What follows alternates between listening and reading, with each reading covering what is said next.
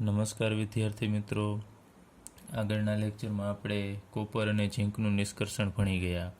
હવે આપણે અભ્યાસ કરવાનો છે ધાતુ કર્મ વિધિના વિદ્યુત રાસાયણિક સિદ્ધાંતો.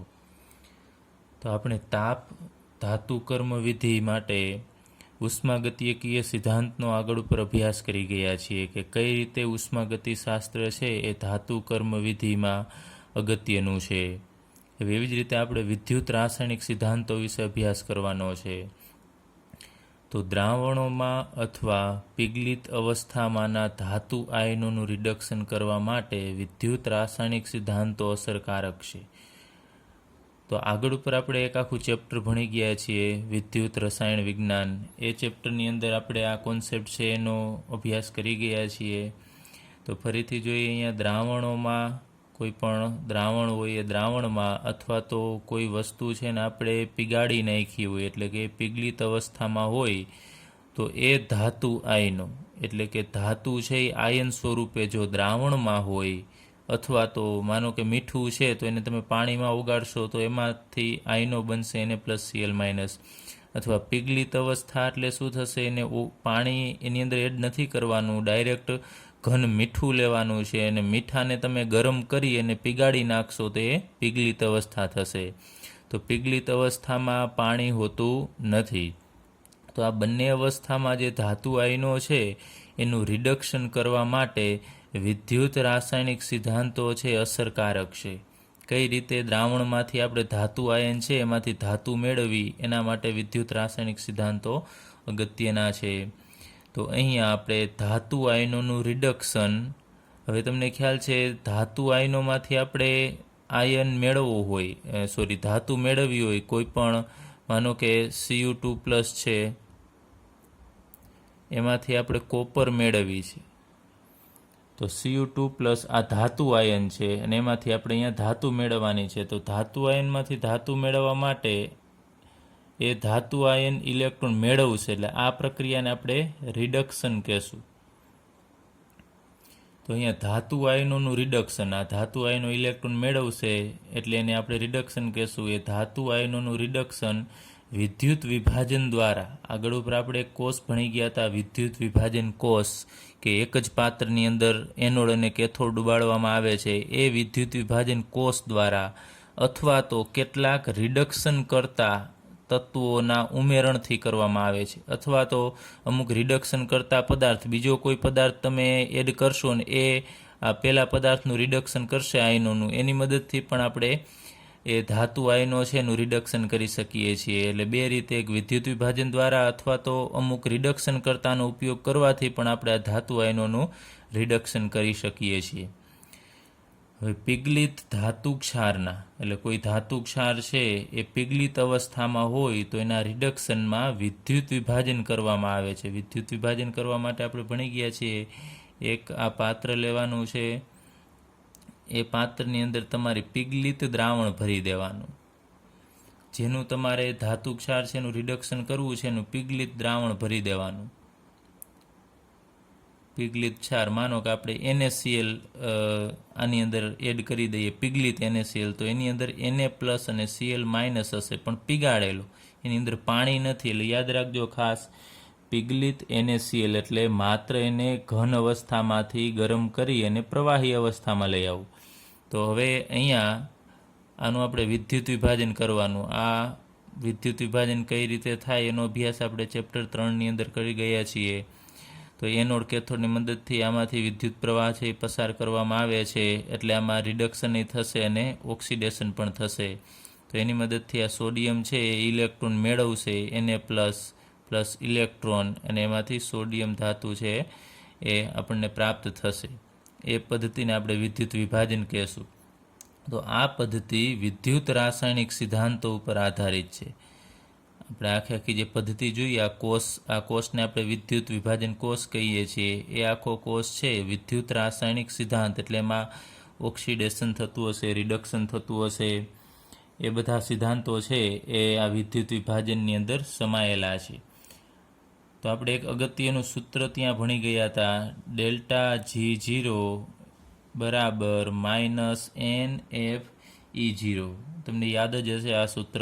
ગિબ્સની મુક્ત ઉર્જા છે ડેલ્ટા G0 એટલે ગિબ્સની પ્રમાણિત. ઉપર આ રીતે મીંડા જેવું હશે એટલે તમારે એને વાંચવાનું. ગિબ્સની પ્રમાણિત મુક્ત ઉર્જાનો ડેલ્ટા એટલે ફેરફાર. તો પ્રમાણિત મુક્ત ઉર્જાનો ફેરફાર છે. અહીંયા n શું દર્શાવે છે? તો ઇલેક્ટ્રોનની સંખ્યા. માનો કે સોડિયમ કેટલા ઇલેક્ટ્રોન મેળવે છે? તો 1. તો nની વેલ્યુ છે 1 થશે એમ આપણે કહી શકાય. ત્યારબાદ F આપણે ભણી ગયા છીએ, ફેરાડે અચળાંક છે 96487 કુલંબ. ત્યારબાદ E0 છે એ એનોડ અને કેથોડ છે એ બંનેમાંથી બે જે કોષ બનશે, બે જુદા જુદા છે, એનો પોટેન્શિયલ છે. એટલે કોષનો પ્રમાણિત વિદ્યુતધ્રુવ પોટેન્શિયલ E0 સૂચવે છે. હવે આપણે અભ્યાસ કરી ગયા છીએ કે જો આ બધી વેલ્યુ આની અંદર મૂકશો અને ડેલ્ટા G0નું મૂલ્ય છે એ આપણને ઋણ મળે તો પ્રક્રિયા થશે, મીન્સ કે રિડક્શન થશે અને આપણને ધાતુ છે મળશે. ડેલ્ટા G0નું મૂલ્ય છે ઋણ મળવું જોઈએ. તો આ બધા જ આવા સિદ્ધાંતનો અભ્યાસ, એની અંદર આનું મૂલ્ય કેવું હોવું જોઈએ, ત્યારબાદ રિડક્શન, ઓક્સિડેશન કઈ રીતે થાય છે, એ બધું આપણે ડિટેલમાં તો આગળ ઉપર ભણી ગયા છીએ. પરંતુ અહીંયા ધાતુ કર્મ વિધિમાં ધાતુ મેળવવા માટે પણ આપણે એ સિદ્ધાંતોનો ઉપયોગ કરવો પડશે. ચાલો હવે આપણે એ સમજવા માટે અહીંયા એક આકૃતિ લઈએ. એ આકૃતિમાં અહીંયા એક પાત્ર આપણે લીધેલું છે. એ પાત્રની અંદર એક દ્રાવણ ભરેલું છે. તમે જુઓ છો કે અહીંયા એક દ્રાવણ છે. એ દ્રાવણ છે કોપર સલ્ફેટનું છે. એટલે અત્યારે આપણે એની અંદર રહેલો ધનાયન છે Cu2+ રાખીએ. આ Cu2+ એટલે કે કોપરનું દ્રાવણ છે એના આયનોનું. અને એની અંદર આપણે એક સળિયો રાખેલો છે, ડૂબાડેલો છે. એ સળિયો છે એફીનો છે. ચાલો ફરીથી એક વખત આ એક પાત્ર છે, એની અંદર દ્રાવણ ભરેલું છે Cu2+નું. આની અંદર બધા આયનો હશે એ Cu2+ના છે અને આપણે એક સળિયો ડૂબાડેલો છે એ એફીનો છે. હવે આપણે આગળ ઉપર રિડક્શન પોટેન્શિયલ ભણી ગયા છીએ. ચેપ્ટર 3ની અંદર આપણે કોષ્ટક 3.1 આપણે ભણી ગયા EMF શ્રેણી, અથવા તો એને આપણે વિદ્યુત રાસાયણિક શ્રેણી કહીએ છીએ, જેમાં આપણને બધા ધાતુ તત્વો છે, ઇલેક્ટ્રોન કઈ રીતે મેળવી અને એ ધાતુમાં કન્વર્ટ થાય છે એના મૂલ્ય આપેલા હતા. તો અહીંયા આપણે એ લખીએ Cu2+ +2 ઇલેક્ટ્રોન એ 2 ઇલેક્ટ્રોન મેળવી અને કોપરમાં કન્વર્ટ થશે અને એના માટે એનું E0 રિડક્શનનું મૂલ્ય અહીંયા હું દર્શાવું છું RED.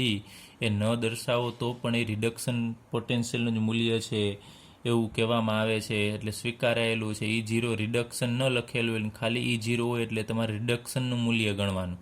એટલે કે કોપર +2 છે એ ઇલેક્ટ્રોન મેળવીને રિડક્શન પામે છે તો એનું મૂલ્ય કેટલું છે? તો એ +0.34 છે, આટલા વોલ્ટ છે. ત્યારબાદ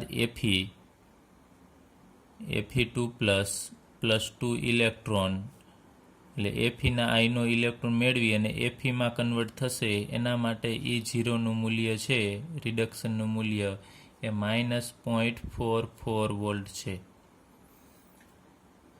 તો અહીંયા આ બંને આયનો છે એ ઇલેક્ટ્રોન મેળવે છે અને એની સોલિડ અવસ્થામાં આવે છે, ઘન અવસ્થામાં આવે છે, એના માટેના મૂલ્ય છે.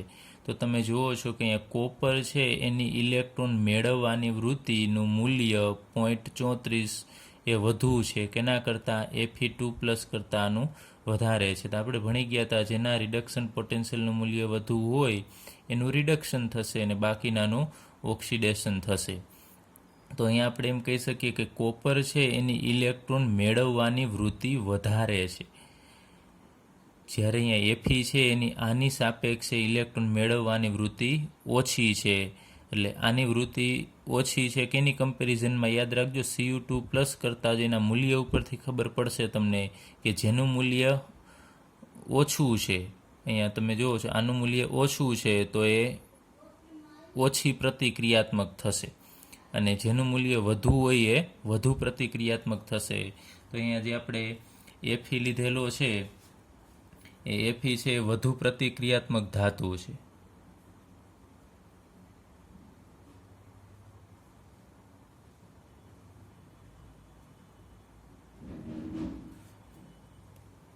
અહીંયા જેના E0 રિડક્શનનું મૂલ્ય ઓછું હોય એ વધુ પ્રતિક્રિયાત્મક થશે.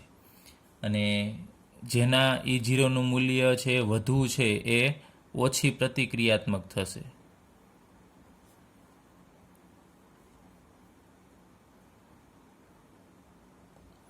હવે ઓછી અને વધુ પ્રતિક્રિયાત્મકતાનો અર્થ શું થશે કે આ ઝડપથી પ્રક્રિયા કરશે અને આ ઓછી ઝડપથી પ્રક્રિયા કરશે, એવો અર્થ આપણે કાઢીશું.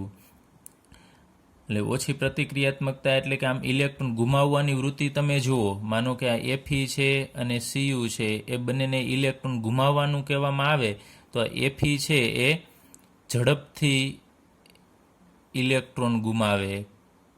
કેની સાપેક્ષે? કોપરની સાપેક્ષે. અને આ કોપર છે Feની સાપેક્ષે ઓછી ઝડપથી ઇલેક્ટ્રોન ગુમાવે. તો હવે કોણ જે ઝડપથી ઇલેક્ટ્રોન ગુમાવે એ સક્રિય થાય, વધુ પ્રતિક્રિયાત્મક થશે. તો અહીં Fe ઝડપથી ઇલેક્ટ્રોન ગુમાવે છે કારણ કે એને ગુમાવવા, આની સાપેક્ષે એને ગુમાવવાની વૃત્તિ વધારે છે. તો તમે જુઓ છો આ મૂલ્ય ઉપરથી, આ મૂલ્ય મેળવવાનું છે. તો મેળવવાનું મૂલ્ય ઓછું છે, મેળવવાનું મૂલ્ય ઓછું છે તો ગુમાવવાનું મૂલ્ય એનું કેવું હશે? વધુ હશે. અને પ્લસ અને રિવર્સ કરી નાખો આ પ્રક્રિયાને એટલે એના મૂલ્ય પણ બદલી જશે. એટલે ટૂંકમાં આપણે કહીએ કે જેના E0 રિડક્શનનું મૂલ્ય છે એ અહીંયા ઓછું હોય એ વધુ પ્રતિક્રિયાત્મક થશે, અને જેનું મૂલ્ય છે વધુ હોય એ ઓછી પ્રતિક્રિયાત્મક કહેવાય. ચલો, ત્યારબાદ આપણે, અથવા તો તમે નોર્મલી સમજી શકો કે જેના રિડક્શન પોટેન્શિયલનું મૂલ્ય ઓછું હોય એનું રિડક્શન, જેનું વધુ હોય એનું રિડક્શન થશે અને ઓછું હોય એનું ઓક્સિડેશન થાય છે. તો અહીંયા કોપર છે, જ્યારે બે ધાતુ અહીંયા કમ્પેરિઝનમાં હોય કે Fe અને Cu, તો તમારે જોવાનું કે એનું મૂલ્ય આનું વધુ છે તો આનું રિડક્શન થશે અને આનું ઓક્સિડેશન થશે. તો Fe છે એનું ઓક્સિડેશન થશે. ઓક્સિડેશન થવા માટે ઇલેક્ટ્રોન ગુમાવવા પડે. તો ગુમાવવા માટે ઘન અવસ્થામાં હોવું જોઈએ. તો અહીંયા લખીએ આપણે Fe સોલિડ, અહીંયા છે જ આપણી પાસે જો ઘન અવસ્થામાં. એ શું કરશે? તો Fe છે એ ઇલેક્ટ્રોન ગુમાવશે અને Fe2+ આયનમાં કન્વર્ટ થશે, એટલે એનું ઓક્સિડેશન થશે. કારણ કે આ વધુ પ્રતિક્રિયાત્મક છે, એની ઇલેક્ટ્રોન ગુમાવવાની વૃત્તિ વધારે. જે વધુ પ્રતિક્રિયાત્મક હોય એની ઇલેક્ટ્રોન ગુમાવવાની વૃત્તિ વધારે હોય. હવે આ ઓછી પ્રતિક્રિયાત્મક છે, કેની સાપેક્ષે? Fe કરતાં. તો ઓછી પ્રતિક્રિયાત્મક છે એ આને મુક્ત કરેલા ઇલેક્ટ્રોન મેળવશે, કારણ કે ઓછું પ્રતિક્રિયાત્મક તો હોવાથી એ ગુમાવતું નથી સરળતાથી, મેળવી શકે સરળતાથી. તો એ ઇલેક્ટ્રોન મેળવી અને કોપર સોલિડ બનશે. તો Feમાંથી Fe2+ બને છે. એટલે અહીંયા આપણે લઈએ કે આ Feનો માનો કે પરમાણુ છે સળિયામાંનો, એ કેમાં કન્વર્ટ થશે? Fe2+માં કન્વર્ટ થશે. અને દ્રાવણની અંદર રહેલો Cu2+ છે એ આને જે ગુમાવ્યા ઇલેક્ટ્રોન, એ ઇલેક્ટ્રોન Cu2+ મેળવશે અને Cu સોલિડમાં કન્વર્ટ થશે. એટલે Cu2+ છે એ પાછો આની સપાટી ઉપર જમા થશે. એટલે કે કોપર ધાતુ છે અહીંયા સળિયા ઉપર ભેગી થતી જશે, અથવા આપણે એને નિક્ષેપિત થાય છે એવું કહીએ છીએ. તો તમે જુઓ છો વધુ પ્રતિક્રિયાત્મક જે ધાતુ છે એ દ્રાવણમાં જશે. આ સળિયો છે એ ક્યાં જાય છે? તો એ દ્રાવણની અંદર ધીમે ધીમે ઓગળતો જશે. તો વધુ પ્રતિક્રિયાત્મક છે એ દ્રાવણમાં જશે. અને જે ઓછી પ્રતિક્રિયાત્મક છે એ જો દ્રાવણમાંથી તમે જુઓ છો કે આ સળિયા ઉપર નિક્ષેપિત થાય છે, તો અહીંયા આપણે લખી શકીએ દ્રાવણમાંથી બહાર આવે છે.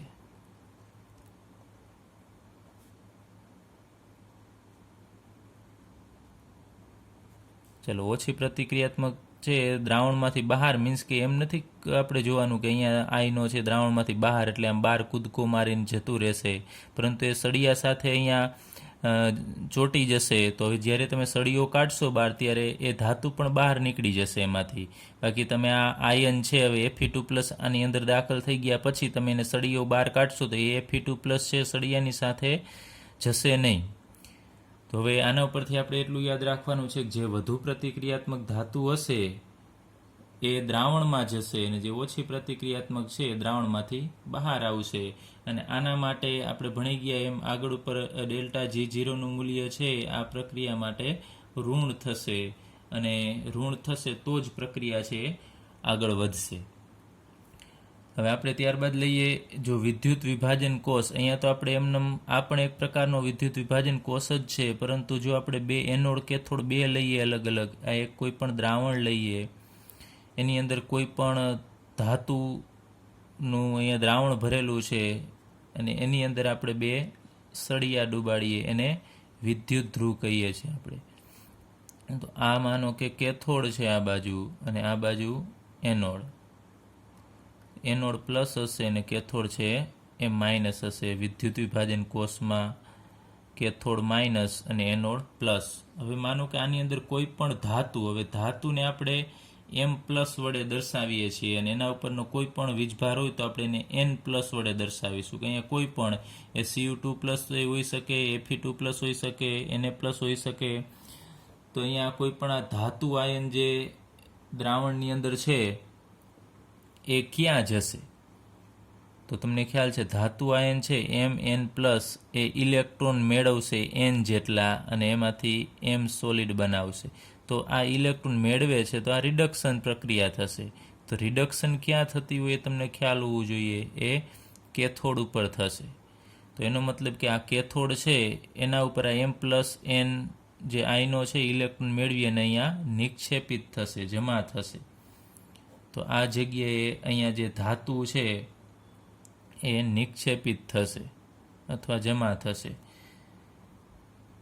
હવે આપણે એના માટે અહીંયા જે એનોડ કેથોડ છે એ ક્યાં લેવા એની એક સાવચેતી રાખવી પડશે આપણે. કારણ કે જો અમુક વખતે તમને ખ્યાલ છે એનોડ પોતે જ ઓક્સિડેશન પામી જશે, એવું થાય છે. માનો કે કોપર હોય તો એ પોતે જ ઓક્સિડેશન પામે છે, અથવા એની જગ્યાએ તમારે દ્રાવણ કયું છે ને કઈ ધાતુ મેળવવી છે એના આધારે અહીંયા કાં પ્લેટિનમ નિષ્ક્રિય વિદ્યુત ધ્રુવ લેવા અથવા શુદ્ધિકરણ કરવું હોય તો એ મુજબના અહીંયા એનોડ કેથોડ છે એ લેવામાં આવે છે. અને અમુક વખતે જ્યારે દ્રાવણ છે એ પીગલિત અવસ્થામાં આપણે લેવું હોય તો એને એની વાહકતા વધારવી પડશે. તો આમાં વાહકતા વધારવા એની અંદર અભિવાહ ઉમેરવામાં આવે છે. અભિવાહ એટલે જનરલી એ વાહકતા પણ વધારે છે અને ગલનબિંદુ ઘટાડે છે. ચાલો હવે આપણે વિદ્યુત રાસાયણિક સિદ્ધાંત ઉપર આધારિત નિષ્કર્ષણ ભણીએ. એલ્યુમિનામાંથી આપણે એલ્યુમિનિયમ મેળવવું છે, એનું નિષ્કર્ષણ આપણે કરવાનું છે. તો આગળ ઉપર આપણે ભણી ગયા કે એલ્યુમિનિયમની કાચી ધાતુ અથવા અયસ્ક એ બોક્સાઇટ છે. તો બોક્સાઇટમાંથી સૌપ્રથમ એલ્યુમિના મેળવવામાં આવે છે. એ આપણે અહીંયા નોટ કરીએ કે સૌપ્રથમ આપણી પાસે આ બધું આપણે આગળ ઉપર ભણી ગયા છીએ કે બોક્સાઇટ છે એમાંથી સૌપ્રથમ એલ્યુમિના મેળવવામાં આવે છે અને ત્યારબાદ એલ્યુમિના છે એમાંથી એલ્યુમિનિયમ મેળવવામાં આવે છે. એલ્યુમિનાનું સૂત્ર થશે Al2O3. હવે બીજી રીતે તમને આ પ્રશ્ન પૂછી શકે, અગત્યનો પ્રશ્ન છે, આ હોલ હેરોલ્ડ પદ્ધતિ વડે એલ્યુમિનિયમનું નિષ્કર્ષણ સમજાવો એમ પણ પૂછી શકે. તો હોલ અને હેરોલ્ડ નામના વૈજ્ઞાનિકે આ એલ્યુમિનામાંથી એલ્યુમિનિયમ કઈ રીતે બનાવવું એ સ્વતંત્ર રીતે પોતપોતાની રીતે આ પદ્ધતિ છે વિકસાવેલી છે. એના માટે સૌ પ્રથમ આ એને જે કોષ બનાવેલો છે, આગળ ઉપર એલ્યુમિનિયમ છે એ મેળવવું આ એલ્યુમિનામાંથી એ ઘણું બધું મુશ્કેલ હતું અને એનું ઉત્પાદન છે એ વધુ ખર્ચાળ થતું અને ઓછું ઉત્પાદન થતું. એટલે અગાઉના વર્ષોમાં એલ્યુમિનિયમ છે મોંઘું હતું. ત્યારબાદ આ હોલ અને હેરોલ્ડ નામના વૈજ્ઞાનિકે એક આ પદ્ધતિ વિકસાવી. એની મદદથી ખૂબ ઝડપથી આપણને એલ્યુમિનિયમ છે એ પ્રાપ્ત થાય છે. એટલે અત્યારે એલ્યુમિનિયમનું ઉત્પાદન છે પુષ્કળ થાય છે. એનો ફાળો છે હોલ અને હેરોલ્ડ નામના વૈજ્ઞાનિકને જાય છે. તો એના માટે અહીં એક વિદ્યુત વિભાજન કોષ એને બનાવેલો છે. એ એની રચના કેવી છે એ આપણે અહીંયા જોઈએ. તો અહીંયા એક મોટું પાત્ર છે, તમે જુઓ છો આ પાત્ર છે એમાં આપણે આ લાઇનિંગ કરેલી છે એ સ્ટીલવાળો ભાગ છે. આ જે બહારની સાઈડ એ સ્ટીલનું પાત્ર છે અને એની અંદર અહીંયા એક તમે જુઓ છો કે આ બાજુ એક જાડી દિવાલ છે. અહીંયા આ હું જે ડોટ વડે દર્શાવું છું એ કાર્બનનું પડ છે.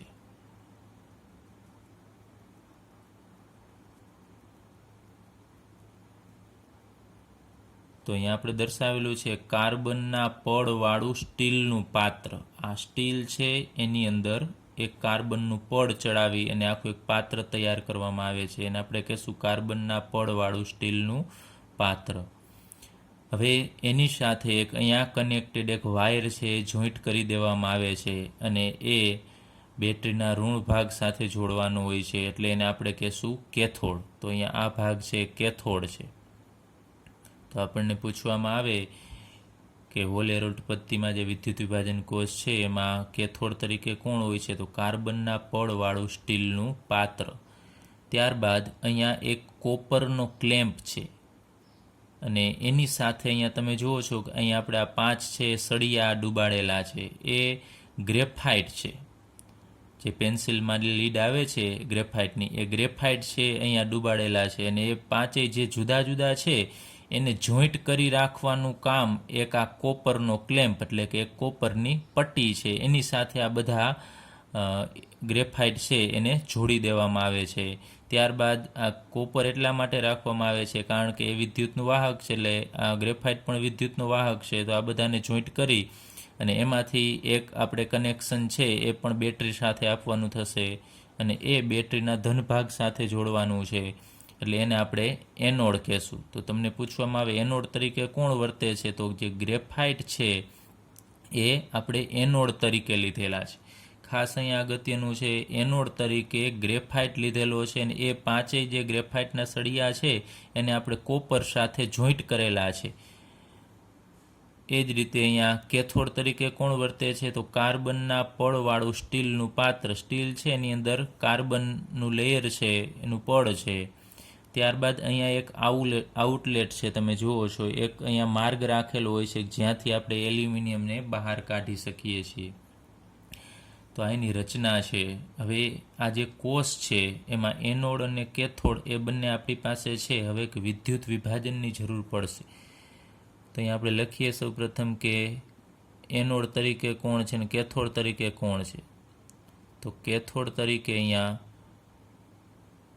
કાર્બનના પડવાળું સ્ટીલનું પાત્ર છે એટલે કે અહીંયા કેથોડ છે એ કાર્બન જ થશે અને એનોડ તરીકે કોણ વર્તે છે? તો એનોડ તરીકે ગ્રેફાઇટ છે એટલે કે એ પણ કાર્બન જ છે. અને ત્યારબાદ અંદર હવે આપણે વિદ્યુત વિભાજ્ય એડ કરવાનો હોય છે તમને ખ્યાલ છે. તો વિદ્યુત વિભાજ્ય એટલે કે દ્રાવણ અહીંયા આપણે એડ કરવાનું છે. તો વિદ્યુત વિભાજ્ય તરીકે શું લેવાનું છે? તો જે આપણે એલ્યુમિના છે એમાંથી એલ્યુમિનિયમ મેળવવું છે તો આપણે એલ્યુમિનાનું દ્રાવણ અહીંયા એડ કરવું પડશે. પરંતુ એલ્યુમિના છે એ કાંઈ સરળતાથી પાણીમાં ને એમાં ઓગળતો નથી અને આપણે એનું પીગાળેલું દ્રાવણ લેવું પડશે. એટલે અહીંયા વિદ્યુત વિભાજ્ય તરીકે આપણે પીગલિત એલ્યુમિના Al2O3 લેશું કે જે પીગાળેલી અવસ્થામાં હશે અને એનું ગલનબિંદુ નીચું લાવવા માટે એની અંદર આપણે બીજો અભિવાહ છે એડ કરવામાં આવે છે Na3AlF6. આને કહેશું આપણે ક્રાયોલાઇટ કહેવામાં આવે છે. Na3AlF6 નું નામ થશે ક્રાયોલાઇટ. અથવા તો એક બીજો પદાર્થ છે એડ કરવામાં આવે છે CaF2. આના અથવામાં જો આપણે Na3AlF6 ન એડ કરવું હોય તો એના અથવામાં CaF2 પણ એડ કરી શકો અને જેને કહેવામાં આવે છે ફ્લોર સ્પાર કહેવામાં આવે છે. આનું નામ CaF2 આવશે. આ CaF2 નું નામ થશે ફ્લોર સ્પાર. તો અહીંયા વિદ્યુત વિભાજ્યમાં પીગલિત Al2O3 અને Na3AlF6 અથવા તો CaF2 ફ્લોર સ્પાર છે એ એડ કરવામાં આવે છે. હવે અહીંયા આ જે વસ્તુ છે Na3AlF6 અથવા તો જે CaF2 આપણે એડ કરીએ છીએ શા માટે એડ કરીએ છીએ? તો એ મેટ્રિક્સ અત્યારે આપણે જે Al2O3 છે એને આપણે મેટ્રિક્સ કહેશું એટલે કે એક મિશ્રણ આની અંદરનું એ મેટ્રિક્સ છે. આ મેટ્રિક્સનું ગલનબિંદુ નીચું લાવે છે. જો અહીંયા આપણે મેટ્રિક્સ એટલે કે Al2O3 છે એનું ગલનબિંદુ નીચું લાવશે એટલે કે ઓછા તાપમાને એ નીચા તાપમાને પીગળી જશે. અને બીજું શું કાર્ય કરે છે એ પણ અગત્યનું છે. એ જ્યાં મેટ્રિક્સ આની અંદર આપણે જે પીગલિત Al2O3 ભરશું એની વાહકતા છે એમાં વધારો કરશે, વાહકતામાં વધારો કરે છે. યાદ રાખજો, તમને પૂછી શકે કે પીગલિત Al2O3 સાથે મેટ્રિક્સની અંદર Na3LF6 અથવા CF2 શા માટે એડ કરવામાં આવે છે? કારણ કે મેટ્રિક્સ એટલે કે આ મિશ્રણ એક પ્રકારનું છે એ એનું ગલન બિંદુ નીચું લાવે છે અને વાહકતામાં વધારો કરશે. કારણ કે આપણે આની અંદર વિદ્યુત પ્રવાહ પસાર કરવો છે, તો ઝડપથી વિદ્યુત પ્રવાહ પસાર કરવા માટે પણ આ મહત્વનું છે Na3LF6. હવે આપણે પીગલિત Al2O3 છે એને આની અંદર આપણે ભરી દઈએ. ચલો, આખો દ્રાવણ છે એ બે વસ્તુ ધરાવે છે. અહીંયા વાલ્વ હોય છે એને બંધ રાખવાનો હોય છે ત્યારે, તો આની અંદર પીગલિત Al2O3 અને બીજું પ્લસ આ બેમાંથી કોઈ પણ એક એડ કરવામાં આવે છે Na3AlF6 ક્રાયોલાઇટ છે એ આપણે અત્યારે અહીંયા દર્શાવીએ એડ કર્યું છે. હવે આ રીતની આખી રચના અહીંયા તૈયાર કરવામાં આવે છે. ત્યારબાદ આમાંથી વિદ્યુત પ્રવાહ છે પસાર કરવામાં આવે છે. હવે પીગલિત Al2O3 છે એની અંદર શું હોય છે? એમાં આની અંદર જે પીગાડેલું Al2O3 છે એમાંથી શું છૂટું પડશે? તો જ્યારે Al2O3 છે એને પીગાળવામાં આવે છે તો એમાંથી બે આયનો બનશે. એક Al+3 બનશે, એના અહીંયા બે આયનો, અને પ્લસ 3 ઓક્સાઇડ આયન બનાવશે O2-. એટલે Al2O3 જે અહીંયા પીગાળતા પીગલિત છે એની અંદર હવે બે વસ્તુ હાજર હશે. એક Al3+ હાજર હશે અને બીજું O-2 હાજર હશે. હવે એમાંથી જ્યારે વિદ્યુત પ્રવાહ પસાર કરવામાં આવે છે ત્યારે પ્રોસેસ કેવી થાય છે, પ્રક્રિયા કેવી થશે એનો આપણે અભ્યાસ કરીએ. તો જે આપણે લીધેલું છે અહીંયા Al2O3, અહીંયા આપણે જનરલ પ્રક્રિયા લખીએ. Al2O3 એ કાર્બન સાથે પ્રક્રિયા કરશે. આ ગ્રેફાઇટ છે એ જે એનોડ છે એની સાથે પ્રક્રિયા કરે છે, એટલે અહીંયા આપણે C વડે દર્શાવીએ. અને આ જે ઓક્સિજન છે, આનો ઓક્સિજન એ કાર્બન મેળવી લેશે અને એલ્યુમિનિયમ છે અહીંયાથી છૂટો પડે છે. પરંતુ અહીંયા આપણે 2 મોલ Al2O3 લેશું, એટલે અહીંયા 2 દૂને 4 મોલ આપણને એલ્યુમિનિયમ મળશે. અને પ્લસ અહીંયા જે કાર્બન છે એ આપણે 3 મોલ લેવા પડશે. એ 3 મોલ કાર્બન લેશો એટલે અહીંયા આ કાર્બન આ ઓક્સિજન સાથે જોડાશે અને એમાંથી કાર્બન ડાયોક્સાઇડ બનાવે છે. એટલે અહીંયા 3 મોલ CO2 બને છે. આપણે જનરલ પ્રક્રિયા લખી કે એલ્યુમિના છે એનું રિડક્શન છે કોણ કરે છે? કાર્બન કરે છે. અહીંયા ગ્રેફાઇટ છે એ અહીંયાથી આ ઓક્સિજન છે કાર્બન મેળવી અને એમાંથી CO2 બનાવે છે અને બીજું અહીંયા એલ્યુમિનિયમ મળશે. તો એ જે એલ્યુમિનિયમ મળશે એ અહીંયા તળિયે પીગલિત અવસ્થામાં અહીંયા, કેમ કે ટેમ્પરેચર ઊંચું છે એટલે અહીંયા નીચે પીગલિત સ્વરૂપમાં મળશે. ચલો, અહીંયા આ એલ્યુમિનિયમ છે એ પીગલિત છે.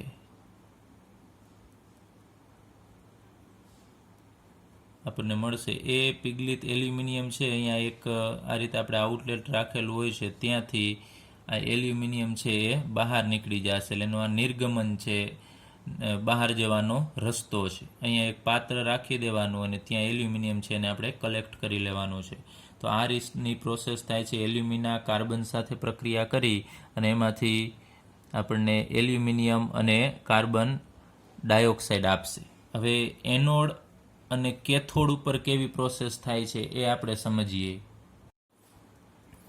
ચાલો, તો આપણે લઈએ અહીંયા કેથોડ ઉપર કઈ પ્રોસેસ થશે અને એનોડ ઉપર કઈ પ્રોસેસ થશે. તો સૌપ્રથમ લઈએ કેથોડ ઉપર. તો કેથોડ ઉપર તમને ખ્યાલ છે હંમેશા રિડક્શન થતું હોય છે. તો રિડક્શન છે એ ધન આયનનું થતું હશે અને પીગલિત અવસ્થામાં આપણે વાત કરીએ એમ 2 આયનો છે હાજર છે. એક Al3+ છે અને બીજું O2- છે, તેમાંથી રિડક્શન તમને ખ્યાલ છે એલ્યુમિનિયમનું જ થશે. એટલે Al3+ એલ્યુમિનિયમનો જે આયન છે કે જે એક્યુઅસ અવસ્થામાં નથી, એટલે એ પીગાળેલો છે, એટલે આપણે અહીંયા લખીશું પિગલિત સ્વરૂપમાં છે Al3+. એ 3 ઇલેક્ટ્રોન મેળવશે અને એમાંથી એલ્યુમિનિયમ છે એ લિક્વિડ ફોર્મમાં બનાવશે. આપણે કીધું એ પિગલિત પ્રવાહી અવસ્થામાં, કારણ કે અંદરનું ટેમ્પરેચર ઘણું બધું ઊંચું હશે, એ તાપમાને એલ્યુમિનિયમ છે આપણને પ્રવાહી અવસ્થામાં મળે છે અહીંયા. તો અહીંયા જે ઇલેક્ટ્રોન આપણને એલ્યુમિનિયમને જે મળ્યા એ ક્યાંથી આવેલા હશે, તો એ તમને ખ્યાલ છે એનોડ ઉપરથી આવેલા હશે. તો અહીંયા કેથોડ ઉપર જુઓ છો, અહીંયા Al3+ છે એ ઇલેક્ટ્રોન મેળવીને એલ્યુમિનિયમમાં કન્વર્ટ થશે. ક્યાં થશે? કેથોડ ઉપર. તો કેથોડ શું છે, કઈ જગ્યાએ છે? તો અહીંયા સ્ટીલનું પાત્ર છે એની આ બાજુએ અહીંયા આપણે કેથોડ દર્શાવેલો છે. તો એલ્યુમિનિયમ ત્યાં જમા થશે. તમે જુઓ છો આ જગ્યાએ એલ્યુમિનિયમ છે એ જમા થશે. ત્યારબાદ અહીંયા પણ થતો હોય, પરંતુ એ લિક્વિડ ફોર્મમાં થઈ અને નીચે અહીંયા આવતો રહેશે. તો આ જગ્યાએ એટલે તમને ખ્યાલ હોવો જોઈએ શા માટે અહીંયા તળિયે છે એલ્યુમિનિયમ ભેગો થાય છે, કારણ કે આ તળિયું છે એ જ આપણે કહી શકાય કે કેથોડ છે, તો ત્યાં જ જમા થશે. ચાલો ત્યારબાદ આપણે લઈએ હવે એનોડ ઉપરની પ્રક્રિયા. તો એનોડ ઉપર ઓક્સિડેશન થતું હોય છે. તો ઓક્સિડેશન અહીંયા તમે જુઓ છો કે આ બેમાંથી કેનું થશે? તો જેના ઉપર ઋણ વીજભાર છે એ સામાન્ય રીતે આપણે કહીએ છીએ કે ઇલેક્ટ્રોન ગુમાવી શકે છે. તો એ ઓક્સિજન છે ઇલેક્ટ્રોન ગુમાવશે, પરંતુ અહીંયાનો O- એટલે ઓક્સિજન ઉત્પન્ન થતો હોય છે, પણ એ ઓક્સિજન છે એ પાછા કાર્બન સાથે, આ બધા સળિયા છે એ કાર્બનના છે, એની સાથે પ્રક્રિયા કરશે. તો એનોડ ઉપર એકલો ઓક્સિજન છે એ છૂટો નથી પડતો, એ અહીંયા જે કાર્બન છે એની સાથે પ્રક્રિયા કરશે. એટલે અહીંયા આપણે દર્શાવીએ O2- છે એ કેની સાથે પ્રક્રિયા કરે છે? આ કાર્બન સાથે. તો અહીંયા કાર્બન કે જે સોલિડ અવસ્થામાં છે, અહીંયા જુઓ છો તમે, એ અહીંયા ઓક્સિજન છે એની સાથે પ્રક્રિયા કરશે. ઓક્સાઇડ આયન છે O2- અને એ O2- છે ને એક્યુઅસ નથી દર્શાવવાનો આપણે, એને પણ પિગલિત દર્શાવવાનો છે. તો અહીંયાથી ઓક્સિજન છે એ પોતાના 2 ઇલેક્ટ્રોન છે મુક્ત કરી દેશે. અહીંયા 2 ઇલેક્ટ્રોન મુક્ત કરશે અને એકલો ઓક્સિજન વધશે કાર્બન સાથે અહીંયા જોડાઈ જશે ને એમાંથી કાર્બન મોનોક્સાઇડ બનાવશે ને એ ગેસ સ્વરૂપે હશે. એટલે અહીંયાથી પરપોટા બહાર નીકળશે, એ કેના નીકળશે? કાર્બન મોનોક્સાઇડના.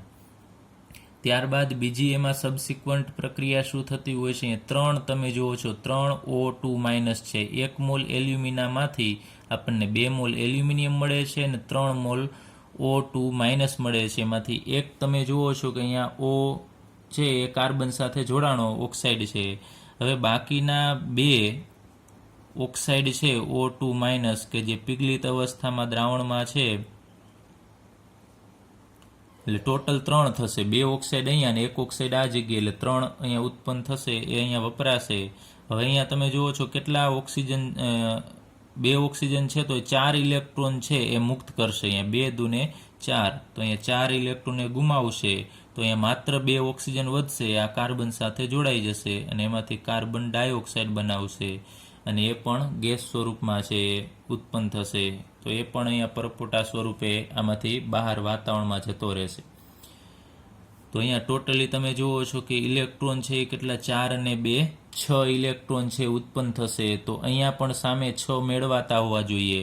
તો અહીંયા કેટલા એલ્યુમિનિયમ છે? તો 2 એલ્યુમિનિયમ. તો અહીંયા હકીકતમાં 2 લેવાના હોય, તો 2 એલ્યુમિનિયમ છે એ અહીંયા 6 ઇલેક્ટ્રોન મેળવશે અને અહીંયા 2 મોલ મળશે, પરંતુ આપણને બુકમાં 1 મોલની આપેલી છે, કારણ કે 1 મોલની અહીંયા લખવી પડે છે પ્રક્રિયા, એટલા માટે તમને 2 એલ્યુમિનિયમ દર્શાવેલા નથી. પણ યાદ રાખજો 6 ઇલેક્ટ્રોન છે તો અહીંયા 2 Al3+ છે એ અહીંયા 6 ઇલેક્ટ્રોન મેળવી અને 2 એલ્યુમિનિયમ છે એ મેળવતા હોય છે. હવે અહીંયા તમે જુઓ છો એલ્યુમિનિયમ મળે છે એના માટે અહીંયા ઇલેક્ટ્રોન જવાબદાર છે. એ ઇલેક્ટ્રોન અહીંયાથી આવે છે, એ ઓક્સિજન મુક્ત કરે છે અને ઓક્સિજન છે કાર્બન સાથે જોડાય છે. તો અહીંયા કાર્બન જે સોલિડ છે એ તમે જુઓ છો કે અહીંયા ગેસ અવસ્થામાં જતો રહે છે. તો એનો મતલબ કે કાર્બન છે ખવાતો જશે, ઓગળતો જશે. તો અહીંયા જે કાર્બનના આપણે સળિયા જે ડૂબાડેલા છે ધીમે ધીમે ખવાતા જશે અને ઓગળી અને એ કાર્બન ડાયોક્સાઇડ અને કાર્બન મોનોક્સાઇડ સ્વરૂપે વાતાવરણમાં જશે.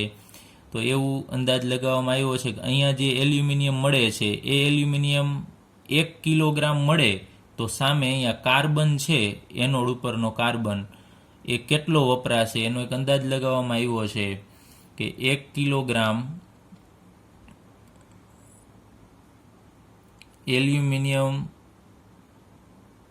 મેળવવા માટે જે અહીંયા કાર્બન વપરાય છે એ કેટલો વપરાય છે એ આપણે જોવાનું છે. તો એ અંદાજ લગાવવામાં આવ્યો તે 1/2 કિલોગ્રામ છે એ કાર્બન છે વપરાય છે. 0.5 કિલોગ્રામ કાર્બન એટલે કે અહીંયા ગ્રેફાઇટ આપણે કહેશું, અથવા તો આપણે એને કાર્બન કહીએ છીએ, એ વપરાય છે અથવા તો ખવાઈ જશે અથવા તો ઓગળે છે. એટલે 1 કિલોગ્રામ એલ્યુમિનિયમ મેળવશો તો અહીંયા 1/2 કિલોગ્રામ ગ્રેફાઇટ છે એ વપરાઈ જશે, ઓગળી જશે. તો અમુક સમયે આ જે ક્લેમ્પની સાથે રાખેલા ગ્રેફાઇટના જે સળિયા છે એ બદલાવા પડશે, કારણ કે ખવાતા જશે. કેમ ખવાય છે? કારણ કે કાર્બન છે એમાંથી કાર્બન મોનોક્સાઇડ ને ડાયોક્સાઇડ બને છે, એ ઉપર જતા રહેશે. તો અમુક સમયે વળી પાછું આ ક્લેમ્પ છે એ કાઢી અને એની સાથે નવા કાર્બનના સળિયા છે જોઈન્ટ કરવામાં આવે છે. પરંતુ અહીંયા કેથોડ ઉપર કાર્બનનું પળ છે એ બદલાવાનું હોતું નથી, કારણ કે કેથોડ ઉપરનો કાર્બન છે એનું કાંઈ ઓક્સિડેશન થતું નથી, એટલે એ એમનેમ રહેશે, એને કોઈ ચેન્જીસ કરવાનો હોતો નથી. તો આ જે આખી પદ્ધતિ છે એ હોલ અને હેરોલ્ટ નામના વૈજ્ઞાનિકે આપેલી છે, એટલે આને હોલ હેરોલ્ટ પદ્ધતિ પણ કહેવામાં આવે છે. એટલે તમને પ્રશ્ન પૂછે કે હોલ હેરોલ્ટ પદ્ધતિ સમજાવો, તો આ એલ્યુમિનિયમનું નિષ્કર્ષણ તમારે સમજાવવું પડશે. ચાલો હવે આપણે અભ્યાસ કરીએ નિમ્ન કક્ષાની અયસ્ક અને ભંગારમાંથી કોપર ધાતુ કઈ રીતે મેળવવી. નિમ્ન કક્ષાની અયસ્ક એટલે હલકી ક્વોલિટીની જે અયસ્ક કાચી ધાતુ છે કે જેમાં કોપરનું પ્રમાણ ઓછું હોય એવી અયસ્ક, અથવા તો કોપરનો કોઈ જો ભંગાર હોય એમાંથી ફરીથી આપણે કોપર મેળવવી હોય તો કઈ રીતે મેળવવી. તો નિમ્ન કક્ષાની અયસ્ક છે એમાંથી કોપર છે એ જલ ધાતુ કર્મ વિધિથી નિષ્કર્ષિત કરવામાં આવે છે. નિમ્ન કક્ષાની અયસ્ક છે એમાંથી આપણે કોપર છૂટું પાડવું હોય તો એના માટેની એક પદ્ધતિ છે ધાતુ કર્મ, જલ ધાતુ કર્મ વિધિ.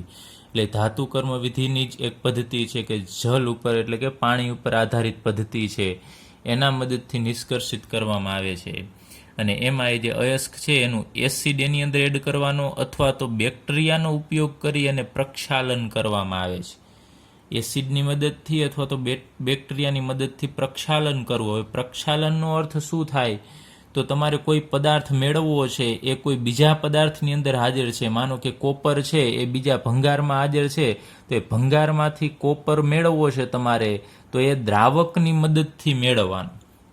તો દ્રાવકની મદદથી કોઈ અન્ય પદાર્થમાંથી કોઈ પદાર્થ તમારે છૂટો પાડવો હોય એવી પદ્ધતિને આપણે પ્રક્ષાલન કહેશું. ફરીથી એક વખત પ્રક્ષાલન એટલે શું છે? કોઈ જો ભંગાર જેવી અથવા કોઈ બીજી વસ્તુ છે એમાંથી તમારે કોઈ કોપર જેવી કોઈ ધાતુ છૂટી પાડવી છે, તો એ કોઈ દ્રાવકની મદદથી એના માધ્યમ વડે છૂટી પાડવી એવી પદ્ધતિને આપણે પ્રક્ષાલન કહેશું. તો અહીંયા આપણે Cu2+ આયન ધરાવતા દ્રાવણની લોખંડના ભંગાર અથવા તો H2 સાથે પ્રક્રિયા કરવામાં આવે છે. શું કરીશું આપણે કે જેમાં Cu2+ આયન ધરાવતું અહીંયા દ્રાવણ લેવાનું, આપણે એમાંથી આપણે કોપર છૂટી પાડવી છે, તો એ દ્રાવણની પ્રક્રિયા તમારે લોખંડના ભંગાર, અહીંયા આપણે કોઈ પણ એવી લોખંડની વસ્તુ દર્શાવેલી છે કે જે ભંગાર છે, Fe એટલે કે લોખંડનો ભંગાર, એ એડ કરવાનું, અથવા તો આની અંદરથી શું પસાર કરવાનું? હાઇડ્રોજન વાયુ H2 પસાર કરવાનું. તો એની વચ્ચે પ્રક્રિયા થશે. આપણે પ્રક્રિયા લખીએ Cu2+ જે એક્યુઅસ અવસ્થામાં છે એ અને હાઇડ્રોજન H2 જે ગેસ અવસ્થામાં છે એ બંને પ્રક્રિયા કરશે. હાઇડ્રોજન પોતાના, અહીંયા જુઓ છો 2 હાઇડ્રોજન 2 ઇલેક્ટ્રોન ગુમાવશે અને આ કોપરને આપશે, તો એ કોપર 2 ઇલેક્ટ્રોન મેળવી એ Cu2+ માંથી Cu સોલિડ બનાવશે, અને હાઇડ્રોજન ઇલેક્ટ્રોન ગુમાવશે એટલે એમાંથી H+ બનશે, 2H+ એક્યુઅસ. તો આ રીતે આપણે દ્રાવણમાં રહેલા જે Cu2+ ના આયનો છે એને આપણે અલગ પાડી શક્યા, એટલે કે Cu સોલિડ અવસ્થામાં આવી જશે, કોપર ધાતુ આપણને મળશે. તો એનો આપણે કોપર ધાતુને અહીંયા હાઇડ્રોજનની મદદથી અલગ પાડી. એ જ રીતે લોખંડનો ભંગાર માનો કે લોખંડ છે એની પ્રક્રિયા કરશો તો આપણે Cu2 પ્લસ એક્યુઅસ પ્લસ અહીંયા Fe જે સોલિડ છે એની સાથે પ્રક્રિયા કરશો એટલે Fe છે એ આને ઇલેક્ટ્રોન આપશે એટલે Cu સોલિડ બની જશે અને Feમાંથી Fe2 પ્લસ બનશે. તો આ રીતે આપણે લોખંડનો જે કોપરની અયસ્ક છે નિમ્ન કક્ષાની અથવા એના ભંગારમાંથી આપણે કોપર છે એ છૂટું પાડી શકીએ છીએ. આના માટે આપણે લોખંડના ભંગારનો અથવા તો હાઇડ્રોજનનો ઉપયોગ કરી શકીએ છીએ. હવે આપણે પાઠ્યપુસ્તકનો કોયડો 6.4 જોઈએ. એની રકમ છે કે એક જગ્યા પર નિમ્ન કક્ષાની કોપર અયસ્ક છે. નિમ્ન કક્ષાની કોપર અયસ્ક છે એટલે કોપરની કાચી ધાતુ છે અને આપણી પાસે બે વસ્તુ છે. આપણે કીધું ને જે Cu2 પ્લસ આયનનું દ્રાવણ છે બરોબર, એનું રિડક્શન કરવા માટે આપણી પાસે બે શક્યતા હતી. લોખંડનો ભંગાર પણ હતો અને હાઇડ્રોજન પણ છે. તો એ જ રીતે અહીંયા નિમ્ન કક્ષાની જે કોપર અયસ્ક છે એ તો છે જ અને સાથે આપણી પાસે બીજું ઝીંક અને આયર્નનો ભંગાર એ પ્રાપ્ય છે. એટલે ઝીંકનો ભંગાર એ છે ને આયર્ન એટલે કે લોખંડ બંનેનો ભંગાર છે. તો હવે આ બંનેમાંથી આ ઝીંક અને આયર્ન આ બંનેમાંથી આપણે કેનો ઉપયોગ કરી અને કોપર છે એનું આપણે રિડક્શન કરશું પ્રક્ષાલનની મદદથી. આપણે વાત કરીએ એમ આ રીતે આ જ પદ્ધતિ વડે આપણે એની અંદર લોખંડના સળિયા છે એનો ભંગાર નાખી અને આ રીતની પ્રક્રિયા કરીશું કે લોખંડની જગ્યાએ ઝીંકની મદદથી, કેમ કે રિડક્શન બંનેની મદદથી થશે. તો આપણી પાસે ઝીંક અને આયર્ન આ બે છે. તો એ જોઈએ આપણે કે અહીંયા Fe2 પ્લસ અને Zn2 પ્લસ આ જે તમે વિદ્યુત રાસાયણિક શ્રેણી જુઓ છો જે આપણે આગળ ઉપર વાત કરીએ એમ ચેપ્ટર 3માં 3.1 કોષ્ટક છે એમાં ઝીંક આયન છે એ નીચે છે અને Fe2 પ્લસ છે ઉપર છે. આ Fe2 પ્લસ ઉપર અને આ નીચેની તરફ આવેલું છે. તો નીચેની તરફ તમે જેમ જેમ જશો એમ E0 રિડક્શનનું મૂલ્ય છે એ તમે ઉપરથી નીચે તરફ જાઓ એટલે ઘટે છે. E0નું મૂલ્ય ઘટે. E0નું મૂલ્ય ઘટે એટલે એ પ્રતિક્રિયાત્મકતા એની વધુ થશે. પ્રતિક્રિયાત્મકતા વધે ઉપરથી નીચે તરફ જાઓ તો અહીંયા Fe2 પ્લસ છે એની હવે પ્રતિક્રિયાત્મકતા વધારે કે Zn2 પ્લસની, અથવા તો અહીંયા Fe2 પ્લસ છે એટલે આપણે અહીંયા Fe જ ગણીશું આયર્ન, અહીંયા ઝીંક ગણીશું. આપણી પાસે અહીંયા બે વસ્તુ ઉપલબ્ધ છે. એક Fe છે, આયર્નનો ભંગાર પણ છે અને કોપરનો ઝીંકનો ભંગાર પણ છે. બંનેના ભંગાર ઉપલબ્ધ છે.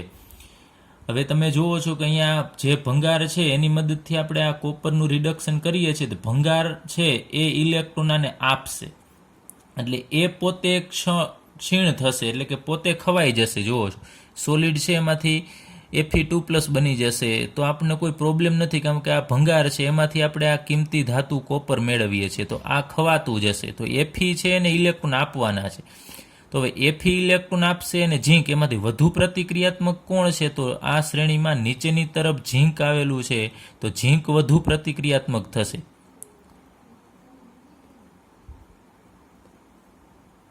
એટલે વધુ પ્રતિક્રિયાત્મક હોય એ ઝડપથી ઇલેક્ટ્રોન ગુમાવે. કેના કરતાં? આના કરતાં. આની સાપેક્ષમાં ઝીંકની સાપેક્ષમાં ઓછી પ્રતિક્રિયાત્મક છે તો એ ઓછી ઝડપથી આની જેટલી ઝડપથી ઇલેક્ટ્રોન ગુમાવશે નહીં. તો હવે જે ઝડપથી ઇલેક્ટ્રોન આપે ને એ ઝડપથી કોપરનું રિડક્શન કરી શકે. તો આ બેમાંથી વધુ ઝડપથી કોણ ઇલેક્ટ્રોન આપશે? તો ઝીંક આપશે. તો ઝીંક જેટલી સ્પીડમાં કોપરનું રિડક્શન કરીને કોપર બનાવશે એટલી ઝડપથી Fe બનાવશે નહીં. તો આપણે અહીંયા લખીએ આ પ્રક્રિયા કે Cu2 પ્લસ છે એ ઝીંક સાથે પ્રક્રિયા કરશે તો ઝીંક આને ઇલેક્ટ્રોન આપશે એટલે Cu2 પ્લસમાંથી Cu બનશે અને ઝીંકમાંથી Zn2 પ્લસ. તો આ જે ઝીંકનો ભંગાર હતો એ દ્રાવણ સ્વરૂપમાં જતો રહેશે અહીંયા દ્રાવણની અંદર, પરંતુ એ ચાલશે કારણ કે ભંગાર છે અને આપણને કિંમતી ધાતુ કોપર મળે છે. તો આ વધુ યોગ્ય રહેશે પ્રક્રિયા. કીધું છે કે બેમાંથી કયો ભંગાર છે એ વધુ યોગ્ય ગણાશે? પ્રક્ષાલન માટે તો ઝીંકનો વધારે ગણાશે, પરંતુ ઝીંક છે ને એ મોંઘી ધાતુ છે. કેના કરતાં? આયર્ન કરતાં. તો એ લોખંડ છે, આ લોખંડનો ભંગાર